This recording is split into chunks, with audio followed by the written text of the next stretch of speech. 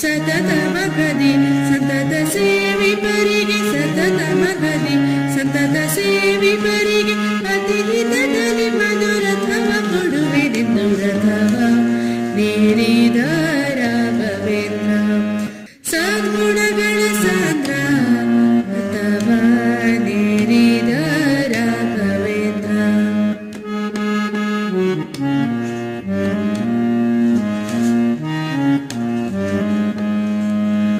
ಚತುರ ದಿಕ್ಕು ವಿದಿಕ್ಕುಗಳಲ್ಲಿ ಚರಿಪಾಚನದಲ್ಲಿ ಮಿತಿಯಿಲ್ಲದೆ ಬಂದು ಲಯಿಸುತ್ತಲೇ ವರವ ಬೇಡುತ್ತಲೇ.